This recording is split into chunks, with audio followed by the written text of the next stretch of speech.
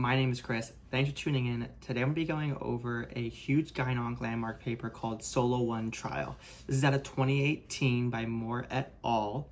And this paper was focusing on the administration of maintenance Olaparib for patients who had high-grade new ovarian carcinoma.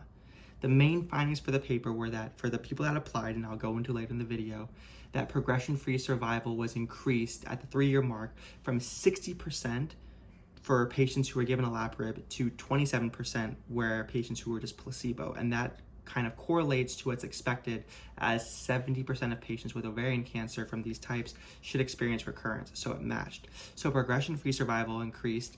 Also, overall survival increased as well. When they secondarily viewed this from a blinded source, they also showed that progression-free survival was increased in the population that was administered Olaparib. My name is Chris, and we're going to be going over the SOLO-1 trial.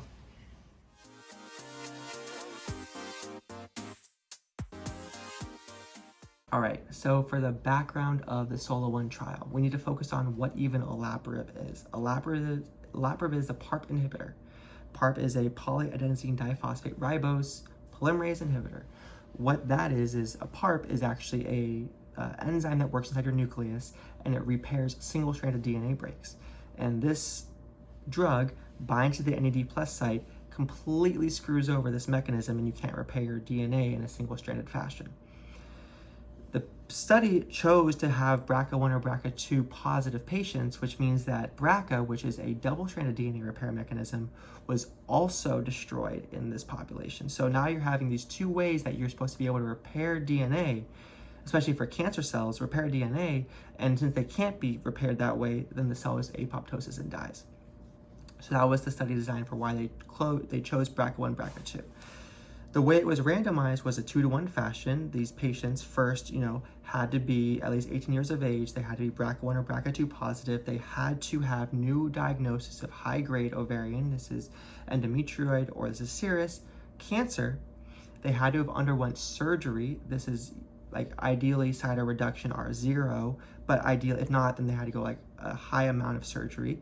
And then they also had to get carbotaxol chemotherapy, and then they went through how many cycles the patients completed, but they had to go through those. And then after that, then they were randomized in a 2-to-1 fashion whether to either receive Olaparib or to receive placebo.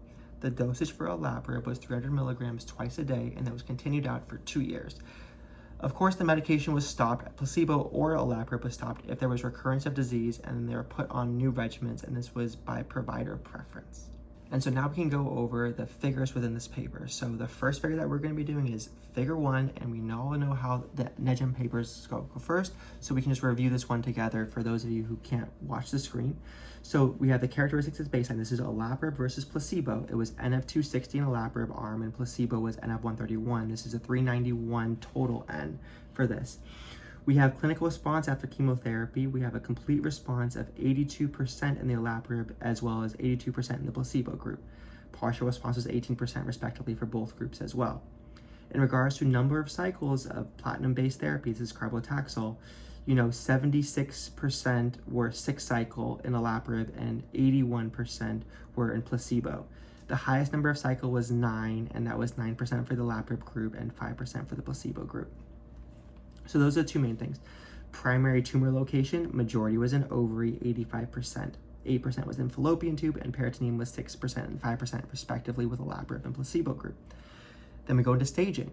Stage 3 and stage 4. Stage 3 is obviously more common, and this shows forward, and this is reassured in this paper, where 85% were stage 3 in the Olaparib arm and 80% were in the placebo. In stage 4, this was 15 and 20% respectively. And then lastly, the most important one for me is BRCA mutation. BRCA1 is more common in the population than BRCA2, and this is also reflected here as well. Olaparib arm was 73% versus 69% in the placebo group, and BRCA2 was 25% versus 31%. So that's just showing us that the populations were roughly the same, so that we don't have to be concerned that any of the results that we're getting are due to unequal randomization. The next table that we want to look at, or the next figure that we want to look at, is figure 2, and this is the big meat of the paper. This is the Kaplan-Meier curves, and this is broken up into 2 areas. The first one is by investigator, and the second one is by blinded independent central review, which I'll go into in a little bit. But for the investigator one, this is figure 2A. We have the blue, which is Olaparib, and we have the red, which is the placebo. And if this is the first time you're viewing a Kaplan-Meier curve, what you need to know about this is that the time is on the x-axis and the y-axis is percentage of whatever they're looking at. And what they're looking at here is disease recurrence. So once there's someone that has a recurrence of a disease, then it goes down a little bit in that population, and then you're going to have like a decrease. So it goes from 100% to 90% or something like that. So we see that there's a steady decrease within the Olaparib arm between months 6 through 39 or 42 roughly.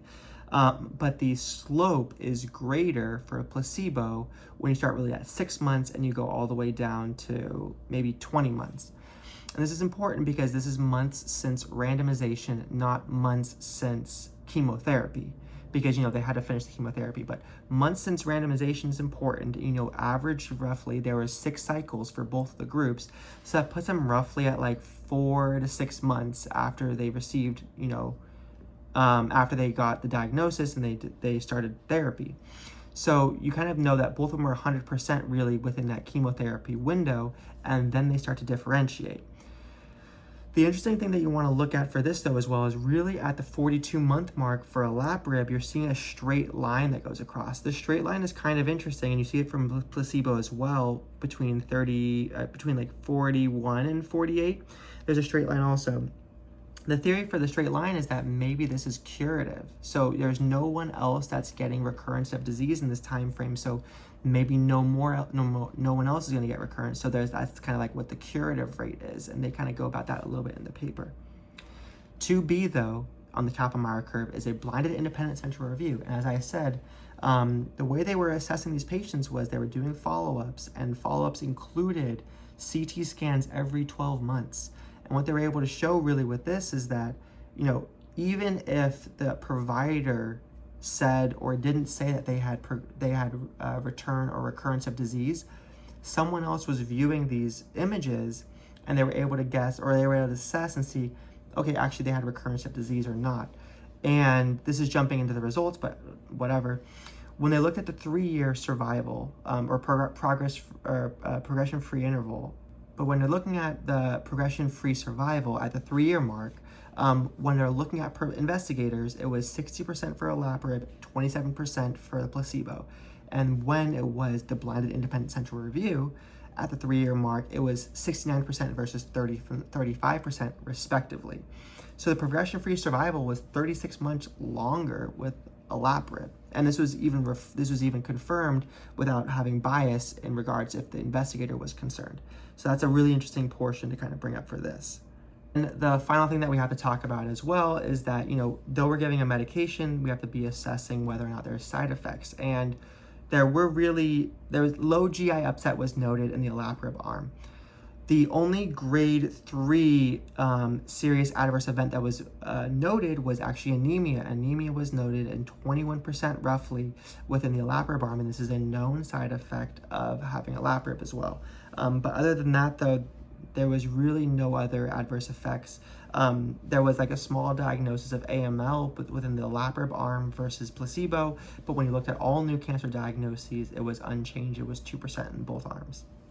And that pretty much is the summation of the entire paper. I'm just going to read the brief ending, and I'm going to put it up right here, but it says, in conclusion, the SOLO-1 trial showed that the use of maintenance therapy with Olaparib as compared with placebo after platinum-based chemotherapy, carbotaxol, provided a substantial benefit with regard to progression-free survival among women with newly diagnosed advanced ovarian cancer and a BRCA1/2 mutation. I hope this helped. I hope you got a better understanding of what the SOLO-1 trial is. I had a lot of fun reading about it and sharing it with you. See you next time.